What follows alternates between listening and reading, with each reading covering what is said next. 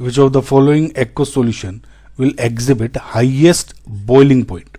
देखिए, इसको करने से पहले बेसिक सा कंसेप्ट क्या है, बॉइलिंग पॉइंट एलिवेशन का। बॉइलिंग पॉइंट एलिवेशन तो बेसिकली क्या होता है, जब भी हम किसी वॉलेटाइल सॉल्वेंट में एक नॉन वॉलेटाइल सॉल्यूट डाल देते हैं, जैसे वॉलेटाइल सॉल्यूट क्या हो गया आपका पानी, उसमें कोई नॉन वॉलेटाइल सॉल्यूट डालते हैं तो उसका बॉइलिंग पॉइंट बढ़ जाता है, करेक्ट।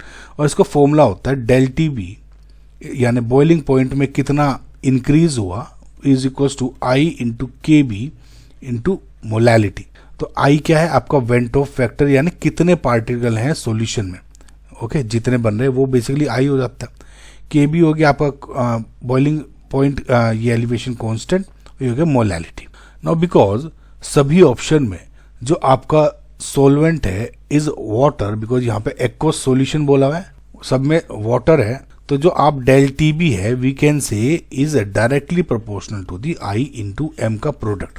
यानी मैं ये कह सकता हूं कि जो हाईएस्ट बॉइलिंग पॉइंट होगा वो किसका होगा। अब देखो, अभी सबके वाटर के 100 डिग्री सेंटीग्रेड थे, मैं इसमें किसी कोई सॉल्यूट डाल रहा हूँ, किसी का यहाँ बॉइलिंग पॉइंट पहुंचा, किसी को डाल रहा हूँ यहाँ बॉइलिंग पहुंचा, किसी को डाला यहाँ बॉइलिंग पॉइंट पहुंचा, इंक्रीमेंट हुआ ना। यानी जिसमें डेल टी बी ज्यादा, उस सॉल्यूशन का बॉइलिंग पॉइंट भी सबसे ज्यादा होगा। तो हाईएस्ट बॉइलिंग पॉइंट का मतलब क्या है, हाईएस्ट डेल टी बी, और हाईएस्ट डेल टी बी का मतलब क्या है, highest product of I into molality. Now एक चीज ध्यान दीजिए, अब क्योंकि ऑप्शंस में आपको मोलैरिटी गिवन है कंसंट्रेशन में, तो हम यहाँ पे मोलैलिटी की बजाय हम मोलैरिटी यूज करेंगे ना। ये इसलिए यूज करेंगे क्योंकि जो कंसंट्रेशन है वो इन सब की बहुत कम दी हुई है, 0.01, तो we can replace molality and molarity, है ना। ये यूज कर सकते हैं, मैं कोई तुक्का नहीं मारूं, ध्यान रखना। आई होप आप कई बार देख चुके हैं। यानी नाउ अब आई इंटू मोलैरिटी का जिसका प्रोडक्ट ज्यादा होगा वो आपका करेक्ट आंसर हो जाएगा। सो जो पहला ऑप्शन है is 0.01 molar urea. Now urea एक नॉन इलेक्ट्रोलाइट है, नॉन इलेक्ट्रोलाइट यानी ये आयोनाइज नहीं होगा, एक ऑर्गेनिक कंपाउंड हो गया, तो ये पानी में आयंस में नहीं टूटेगा, तो क्योंकि ऑर्गेनिक हो गया, नॉन इलेक्ट्रोलाइट होगा, इसके लिए आई इक्वल्स टू 1 हो गया।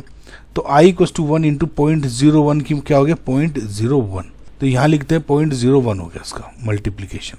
Now 0.01 molar KNO3। ना जब KNO3 है ये कैसे ब्रेक होगा, K प्लस NO3 नेगेटिव में, यानी I की वैल्यू क्या होगी इसके लिए 2 हो गई ना। 2 को जब 0.01 से करते हैं मल्टीप्लाई तो ये क्या हो गया 0.02, तो अभी तक तो ये दिख रहा है। सिमिलरली जब आप इसको 0.01 Na2SO4 को करते हैं तो Na2SO4 कैसे ब्रेक होगा, 2Na प्लस SO4 2 नेगेटिव, यानी 2 + 1 3 इंटू 0.01 क्या होगा 0.03। लास्ट है C6H12O6। नो अगेन जो ये किसका फॉर्मूला हो गया, ग्लूकोज का। ग्लूकोज का एक ऑर्गेनिक कंपाउंड है, एक नॉन इलेक्ट्रोलाइट हो गया, तो इसके लिए भी आई की वैल्यू 1 हो जाएगी, तो 1 इंटू 0.015 यानी 0.015। तो अब इसमें ऑर्डर देखोगे तो सबसे ज्यादा किसका आई इंटू एम का प्रोडक्ट आ गया, ऑप्शन नंबर 3 का। इसका मतलब this is your correct answer.